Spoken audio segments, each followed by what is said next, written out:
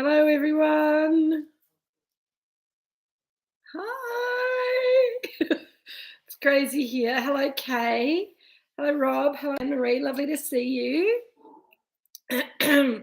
we've got people here doing Drinks with Kate live, and it is a perfect evening for Chardonnay. I know, I know. It's a little extreme.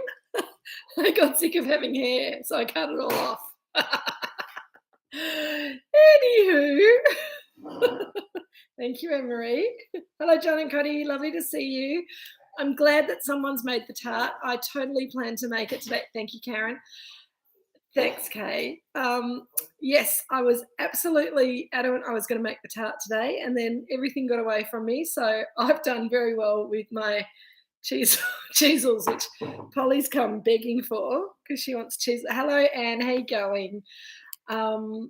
Oh, chips and pizzinis. Oh, nice. Hello, Paul and Ross. Lovely to see you.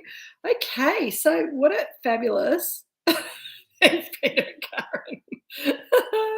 It's I keep thinking I've got it tied up, and then I realise that it's not there anymore. So it feels weird. I have a very light head. I'll be floating away before you even know. Thanks, Alison. That's good. If I look a little bit, if I kind of, yeah, okay, good, excellent. The Brett's chip. What Brett's chips would I pair with the Shardy? So, as you can see, I've got cheesels because I'm hopeless.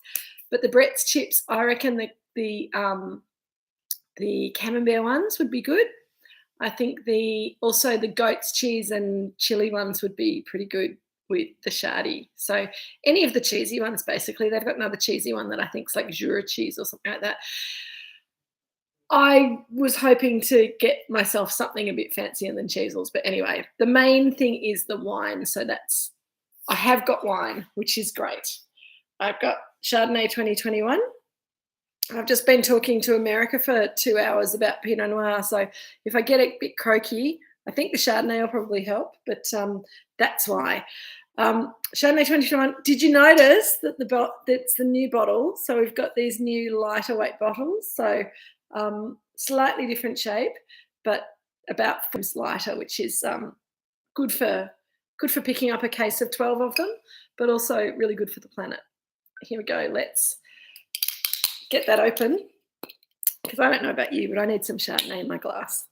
Here we go. Okay, what have you got? Fresh salmon pasta with cream, yogurt, dill, spinach, avo, dill, and whoa. Okay, and some 2020 Duck Chardonnay. There's a little bit less colour it's a slightly different colour, Craig. It's a little bit greener, a little bit less depth of colour. So, shell. Made it yourself from Laurent Bakery. Croque mushroom plus 2 quiches of mushrooms. Yum. Moorooduc has lost weight. Thank you, Nigel. Giving away all of our greatest taglines. So a little bit less colour in the bottle and quite a nice pale colour in the wine. Do you like how I did that? Polly's standing here fixing me with a beady glare, wanting my chips. Richard's got a friend over for Drinks with Kate and they're having a little whisper in the corner. They're trying very hard to be quiet. Hello, Nareem. No food, straight to Chardonnay. Good work. All right. Hello, Jeff. How are you going? Did you end up buying some wines from us, or are you just going to remember what they taste like and do sort of a bit of a virtual tasting? Hello, Hannah and Jack. Lovely to see you. All right. I'm giving it a good swell because it's 2021. We released it around Christmas time. Not yet, Jeff. Oh, well. You can just hear how delicious it is and be jealous. Hello, Penny. Lovely to see you. Welcome. So I'm giving it a good swell because I think 2021, it's a year and a half old now, which is fine. I'll answer that in a minute, Craig. But to my mind, it's a little bit early to be releasing the Chardonnay. I just have released it because Jill's brought Polly's dinner out to show it. It's dinner time. Thank you, Jill. Where did I get to? Oh, yes.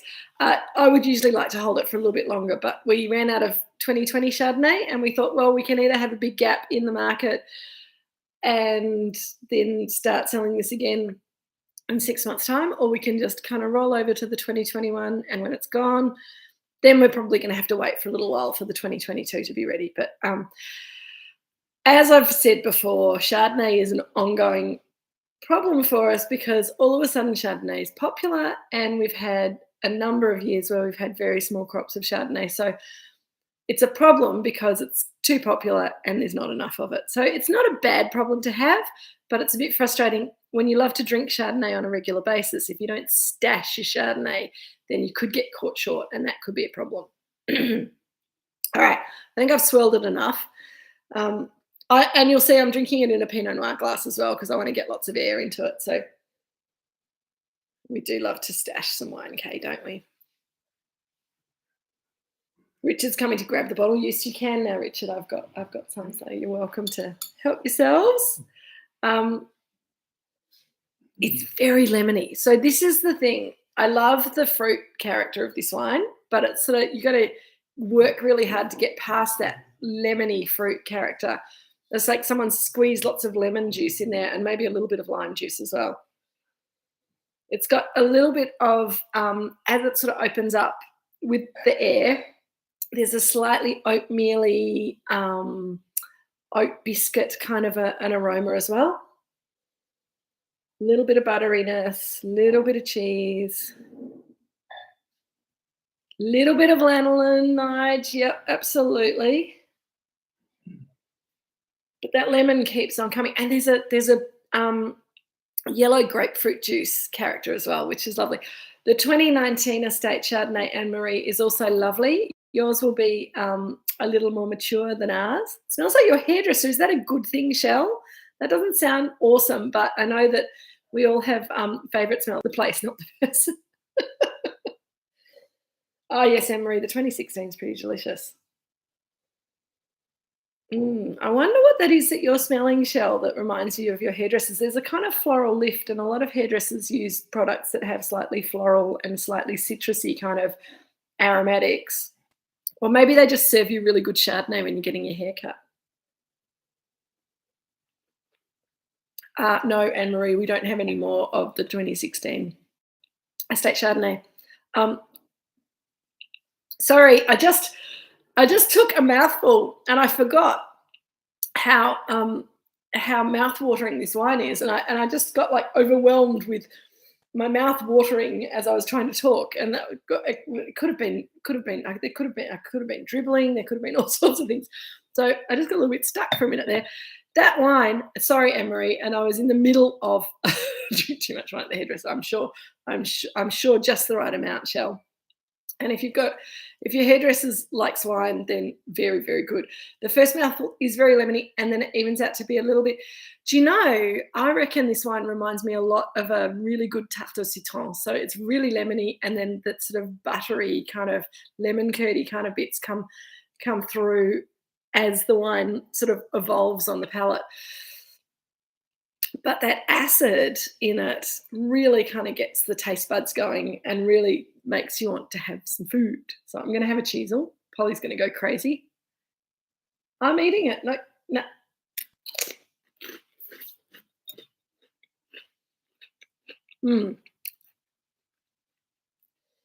So why did I pick potatoes to match to this?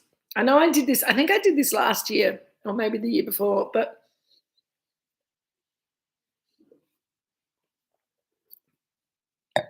for me, potatoes are a really great match to young Chardonnay. And yeah, I agree. This wine will age very, very well. Absolutely. It's a bit of a baby. And I think that tart. So the reason I picked that tart, I've been eyeing off making that tart for ages. Oh, great with prawns. Excellent, Sonia. I think that would be a lovely match. The Ottolenghi tart that I sent you guys the recipe for is really clever because it's potatoes. There's a little bit of goat's cheese in there.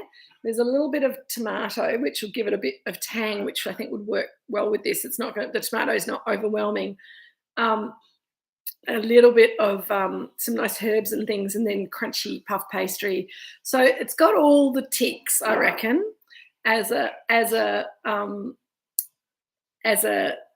food to match to this lovely young Chardonnay. Now, what do people say? Jackie, now, I think, Jackie, if we don't drink it all. Yes, exactly. Craig is saying that he's seeing oak as being quite defined, but changing constantly. And I bet it is fantastic with the Brett's Camembert. Would be a very happy match.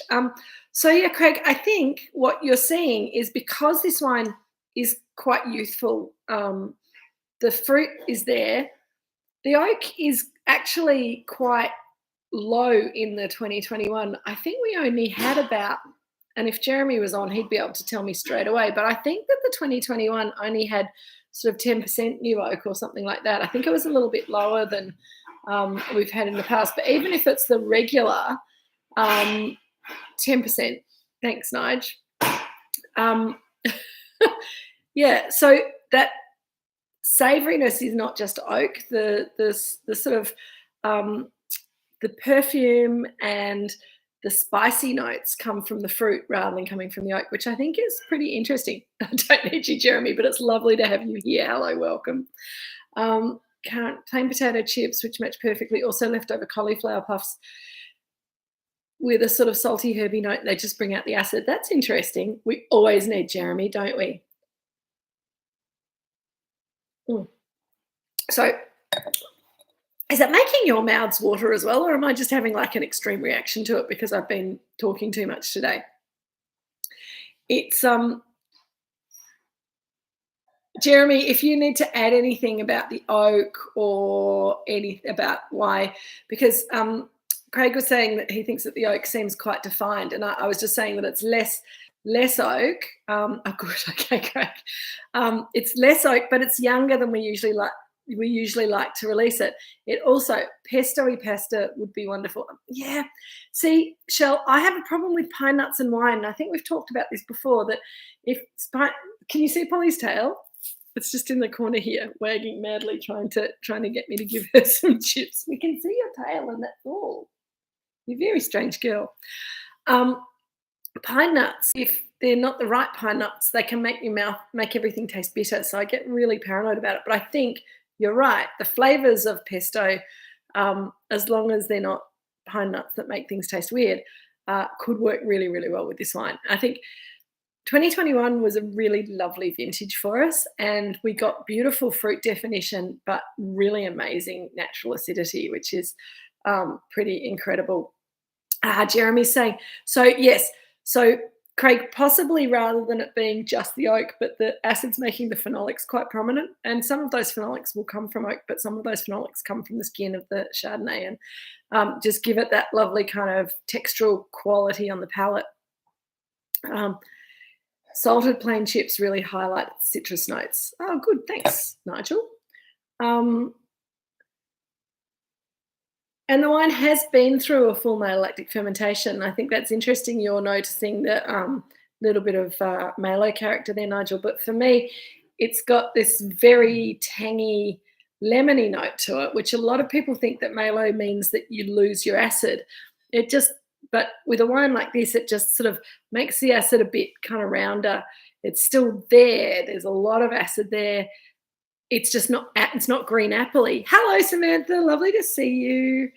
Yeah, it's sort of lemony acid rather than green apple acid, which I think is a more the sort of acid that we want to see in our Chardonnay. So that's why we like our Chardonnays to go through a full malo. Not so much to soften it out or make it too creamy, because we don't think that it does that, but it just kind of changes the shape of the acid. Oh, Penny. Yes, I think that's right. Take it out of the fridge half an hour before. You want it to be cool but not too cold, because it is quite delicate still.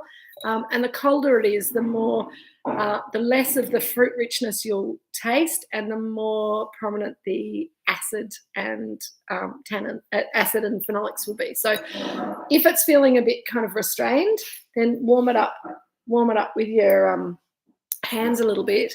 It's a funny old day, isn't it? Out here, it's been sort of cloudy and overcast, but it's been sort of warmish.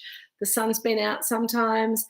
It's a little bit muggy So it's this weird kind of, we're all kind of wondering if summer's finished or whether it's going to get hot again next week. I know it's going to be warm on the weekend, but I love drinking Chardonnay in this weather because I think a lot of people think Chardonnay summer, Pinot Noir winter, but I think a nice full-bodied Chardonnay like this, even when it's very young, is a really lovely transseasonal and even winter wine because it's got enough body to go with a lot of different foods, and it's got a freshness that just kind of wakes up your palate and wakes up your brain in winter. So it's a nice thing to do. And you can drink it in winter just at room temperature.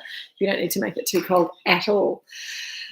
So potatoes. Cotty, I think you might be the only one who made the potato tart, and I'm absolutely delighted that you did. I think for the rest of you, I don't know, there sounds like there's lots of different things on the table. But one of the things that I love to do with this, if you don't have time to do the whole production with the Ottolenghi tart, is get some potatoes, maybe some pumpkin, maybe some sweet potato, cut it up into cubes, roast it off, and then just kind of splodge some goat's cheese or some soft feta. I think that those kind of flavours can work really, really well. And just go, good on you, Nigel. And just going for chips. And I think we've trained each other well now. Penny's got the sea salt and balsamic chips, which I think will be quite good. Although the balsamic might fight a little bit with the lemon, but see how it goes. I've got my cheesels, which is very lower class of me, but I still like them. I think they're delicious, and that's what Mum had in the cupboard for my niece. So sorry, Maddie, I ate a packet of your cheesels. And everyone else has got fancy chips at least. So that's nice to hear. So how's your week been? Has everyone had a fun week? I'm just filling while I wait for this wine to open up a little bit. I've got some exciting news. Apart from me getting my hair cut, we're about to start vintage. We're picking our first fruit tomorrow. Jackie, double brie, olive dip, pesto. See, I do like an olive dip, and I think if it's a green olive dip, or I think a green olive dip would be, in my mind, really good with this. Pesto breadstick, yum, sounds beautiful. So we're starting picking tomorrow. I think, Jeremy, how are you? Are you having conniptions yet? I think it's come upon us a little bit soon. It's been a little bit of a surprise. We thought that the cool weather at the beginning of the season was going to give us a little bit longer, but no. Some of the Robinson fruit, Pinot Noir tomorrow, I believe, and Chardonnay on Saturday. We're picking it on Saturday or picking it on Sunday? Picking it on Sunday. So we won't be processing it on Sunday, I guess. Jez is cool as a cucumber. Yeah, absolutely. So vintage 2023. Penny, I didn't have time. Do try it one day. It looks beautiful. And we've had reports already that it tastes really good with the Chardonnay. You could have cheated as well and gone and got some chips and potato cakes from the fish and chip shop. That would have worked very nicely as well. Hello, Jeff and Sue. How you going? Got your Chardonnay going? As it's opening up, I'm getting some little kind of barley sugar kind of notes coming off as well. A little bit of honey. A little bit of cashew nut. This wine is going to evolve really nicely in the bottle, I think, over time. If you've got a cellar to put it in and you want to stash it. Craig went to Hardware Society for brekkie in Melbourne. They had Burt chips. I reckon you'll find them in New South Wales. They're brought in by Simon Johnson. So, my phone's not recognising my face at the moment. Cotty, that looks awesome. Yum. Well done. It still smells like AP hair and makeup. Oh, Shell. Isn't it funny how when you get a smell memory in your head from smelling something, you just can't get rid of it? That's hilarious. Oh, my God. Okay, here we go. Cuddy said, absolutely do make it, going in the repertoire. Shell is still smelling her hairdresser. Have you just been to the hairdresser, Shell? Maybe you need to wash some of the product out of your hair. No, I know what you mean. There's a kind of florally, lemony, citrusy kind of thing. I think I know what you mean. I'm not sure, but anyway. So, Nareem, in the last 6 weeks, Ali has seen Ed Sheeran tonight, Harry Styles, Sting, Red Hot Chili Peppers, and Elton John. Oh my gosh, how amazing. That's awesome. How cool. I'm amazed that you've got time to do drinks with Kate with us then. This is my first tasting with my new haircut, Penny. Yes, I got it cut yesterday. It was a little nerve-wracking, but I went in and said, take it all off. I want it really short again. And the beautiful Tim sorted me out, and I'm super happy. It feels wonderful. It's like I keep touching it because it feels like a cat.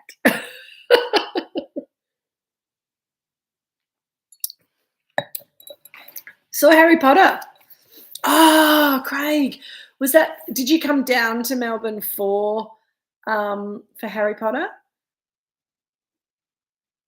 It was a pretty amazing show. I took that to my nieces at the very beginning of 2020, just before everything started shutting down with COVID. So I loved Harry Potter. Amazing show.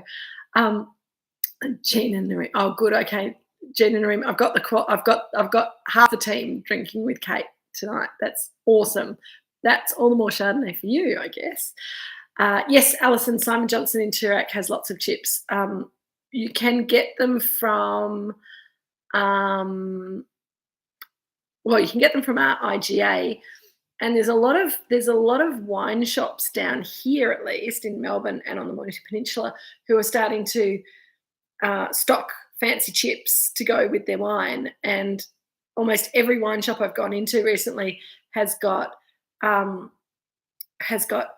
Brett's chips on the shelf next to the till, so that you can add on a packet of chips while you're going. So, Craig, I'm sure you'll find them up there somewhere if you hunt hard enough. Penny, I'm glad you didn't miss out. Okay, and Juliet sounds amazing too.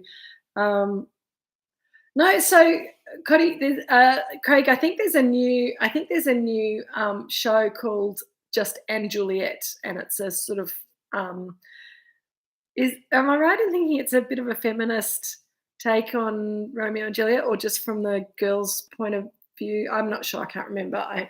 But it sounds like it's pretty good, pretty full on. Theatre is good. It's nice getting back to the theatre again.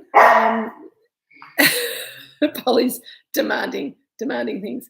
You lost me. Oh, it's the story if she survived. Cool. Right, I'll have to go and see that too. Yep.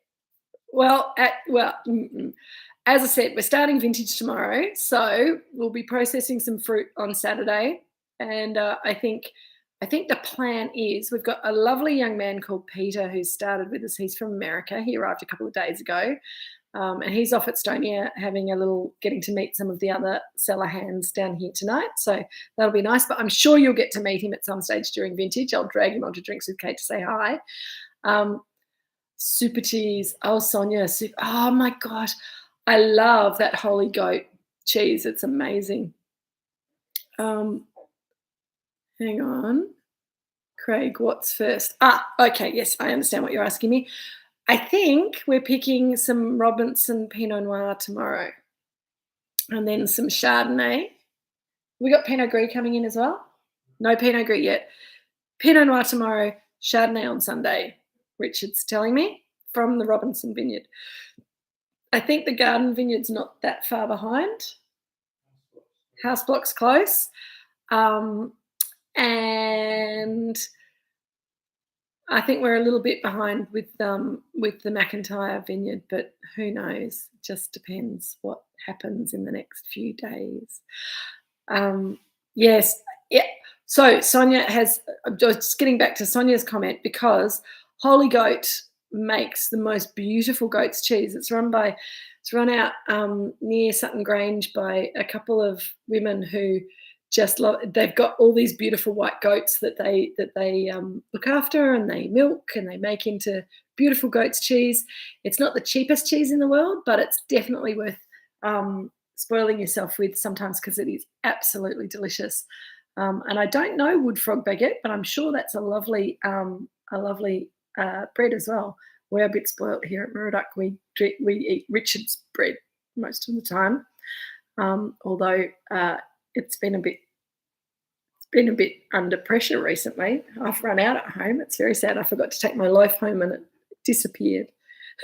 So that'll teach me. How's the Chardonnay going?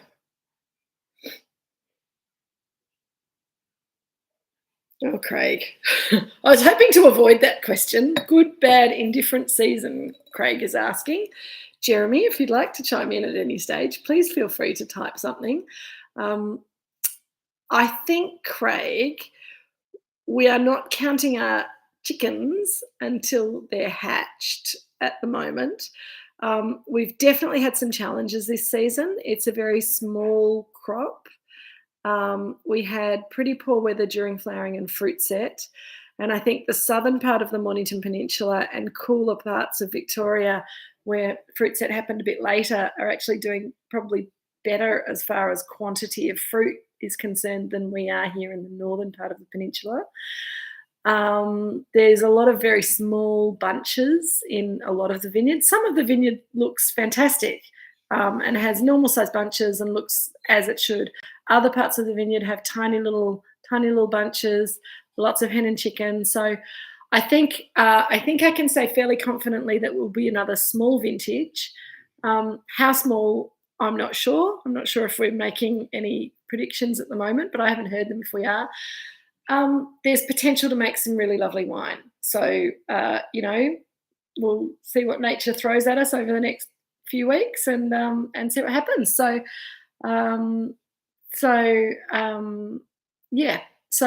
I would say it's not a bad season or an indifferent season. It's been a difficult year. It might be slightly complicated, but we'll make some good wine, I reckon. We'll see what it's like and how good it is at the other end. But I feel confident that our team in the vineyard and our team in the winery will make good decisions about what to keep and what to use and what to put where, and there'll be some wine, and it'll be delicious and interesting, and that's all I can say for the moment. It's crystal ball gazing. It's not one of those vintages where everyone goes, "Oh, wasn't that a lovely vintage? Gosh, wasn't that a beautiful season?" It's not that. It's certainly been slightly difficult. But then so was 2020, and we had the 20. Polly agrees. The 2020. Here, Paul, catch. Oh. 2020 was a really difficult vintage, and we made some beautiful wines, as you know. 2022 is difficult, but you'll see some beautiful wines. 21 was small-ish, so again, it is what it is. We do the best we can with the materials that nature gives us. Richard's speaking Italian over there. Que sera, sera, indeed. The Duck 20 would be absolutely fabulous, Kay. And I think, really interestingly, 20 and 21 both had quite similarly high acid in the wines, and I think that comes from the sort of the smaller crops, the cooler climate over the ripening period. We've had a La Nina system for 3 or 4 years now. It's been a long time. And they're talking about that changing for next year. So next year could be completely different, but this year's a bit like last year's, a bit like the year before. So let's see. I think the dogs are disappointed because they're having there'll be less net time. The nets went on the vines and they'll be coming off fairly soon, and the birds will be relieved. So that's, checks and balances. Kay agrees the acid was great cutting through cream sauce with salmon pasta.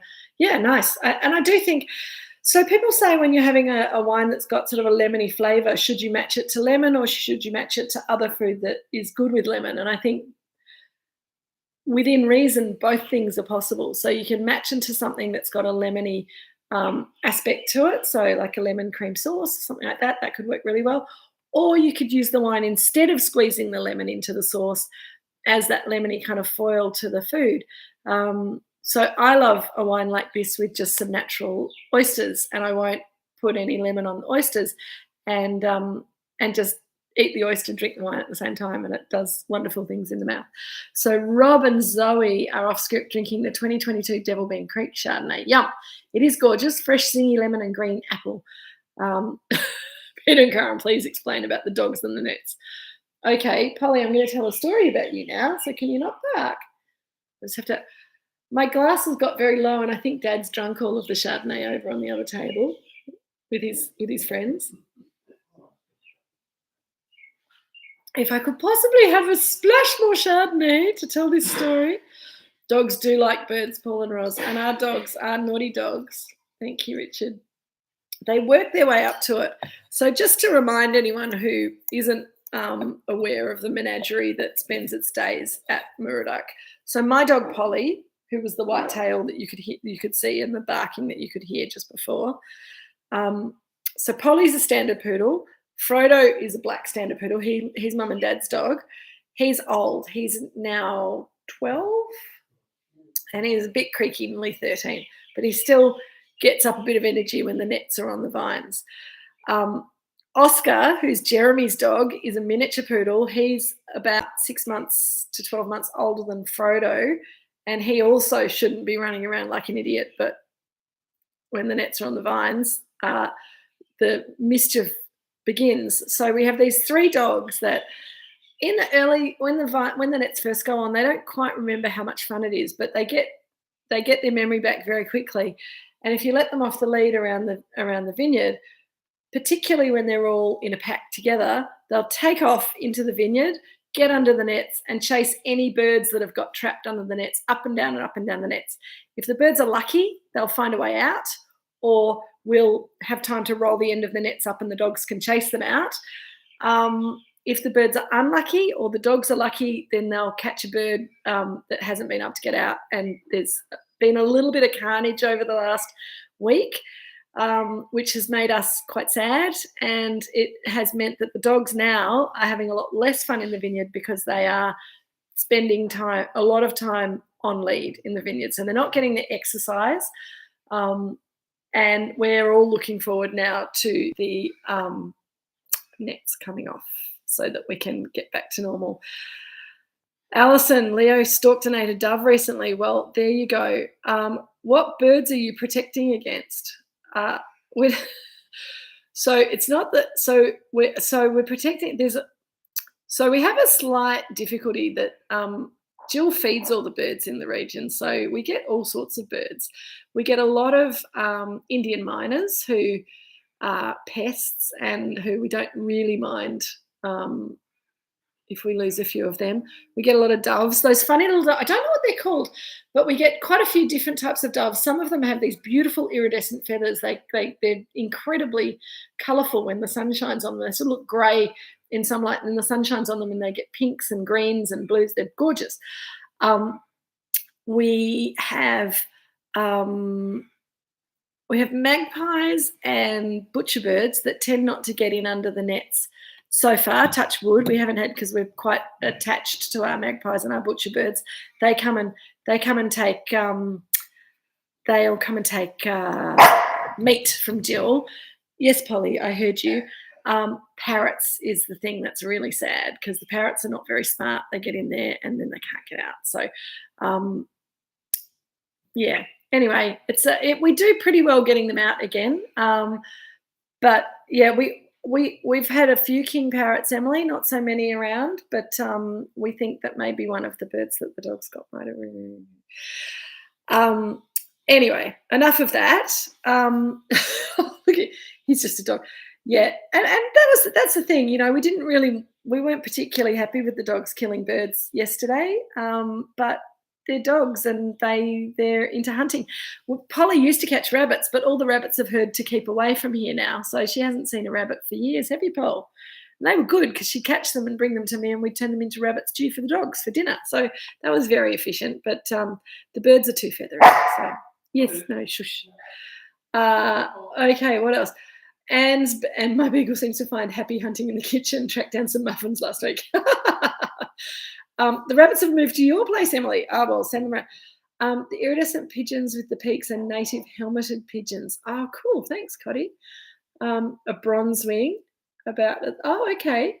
Yeah, we have a lot of beautiful birds around here. And yeah, if they get in under the nets, they're not going to starve to death because there's lots of grapes under there, but they have to wait. They have to either find their way out the way they came in, or they have to wait till we take the nets off to escape. So New Holland honey eaters, Penny, I'm not sure about. I don't know what they look like. I'll look them up afterwards. Anyway, lots of bird life around here. I can hear a lot of the crows are croaking at the moment, so Cavies used to hunt the possums walking along the fence. Possums always win. I've got possums at home too, and Polly has to go out and talk to them sometimes at night. But the possums are not stupid. They know. They've got very sharp claws, but they don't even need to use them because they just keep out of her way. And she just looks at them longingly. We do. We love our birds here too. We're very spoiled. See, that's only. Oh, Sonia.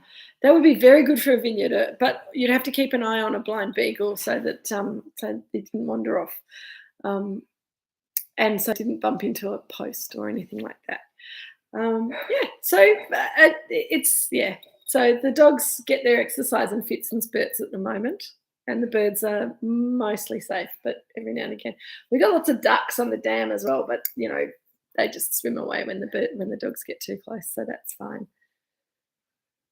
This wine has all of a sudden just gone doing, and I'm getting lots and lots of lemon rind now. And Craig, a pet diamond python who cleaned up the possum. Well, that's pretty impressive.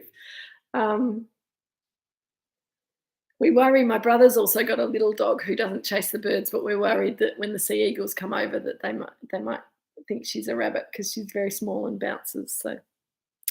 Peter, I haven't seen you chatting. Are you talking? Is Tallulah there? I wouldn't want her to get traumatised about talk of birds taking her away. So that wine, all of a sudden, it's just come up, and it's like almost like lemon sherbet aromatics. There's a lot of florals. There's honey now. It's amazing. It's just all of a sudden come to life.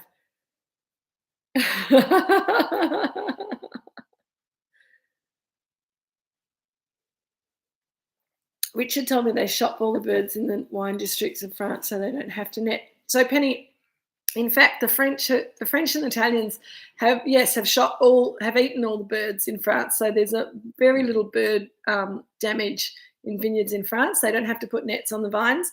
If we didn't put nets on our vines, we wouldn't get any fruit. Here you go, Polly, just to keep you quiet, have another cheesel. I don't think cheesels are very good for dogs, but she does like them. The wine is so good now. Exactly, Craig. It just takes a little while. Sonia, have you drunk all of your wine? Is that what you're saying? Yeah, you just need to keep swirling, keep talking. All right. Well, my lovely people, never seen a bird in China. Well, Alison, I've not stopped in China, but I just flew over China, and there was so much pollution. I don't think I'd want to be a bird in the sky there either. So maybe there's a bit of that going on too. This is a very nice place for birds to live, so we feel pretty good about that. Absolutely. Kay's nearly finished her 2020. What else? Jeff, just catching up on the bird and dog thing. Well, how's your dog coping with the rows of vines? Is he behaving himself? Don't be naughty, Shell. There was a wasp plague on the peninsula, and a while back we haven't seen any yet.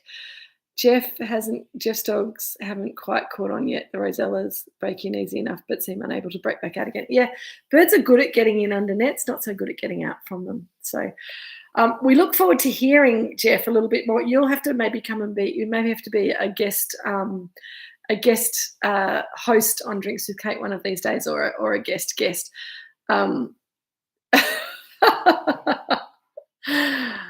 I'm going to leave you guys to it though, because we're at the 40-minute mark, and I think we've exhausted the bird conversation, and most people have finished their Chardonnay, which is a good sign. We have next week, we have a Pinot Noir to drink. We're going to be drinking the 2019 Moorooduc Estate Pinot Noir, which is a preview, sneak preview. We are not releasing it yet, so don't get too excited. Oh, no, hang on. What am I talking about? Rewind. 2019 Moorooduc Estate Pinot Noir. We're selling at the moment. See, I should have stopped like 5 minutes ago. My brain's gone to mush. The 19 Estate Pinot Noir. We're selling at the moment. It's a new release. Again, which is really exciting. We thought that we would be looking at it before we released it, but in fact, we zoomed through the last of the 2018 and we're on to the 2019 now. I will see you all next week. I'm going to try and think of something really cool for you to cook to go with the Pinot Noir next week. Something really, really innovative and exciting, or it might just be cheese. Who knows? Depends how busy vintage is. Been awesome to see you. Shell. Thanks, everyone. So glad you like the wine. So glad you like the recipe. Thank you, Sam, for the stars. Very nice. Love it. And I'll see you all soon. Have a beautiful week and lots of love. Cheers. Oh, hi, Sarah. Thanks, Sarah. Bye.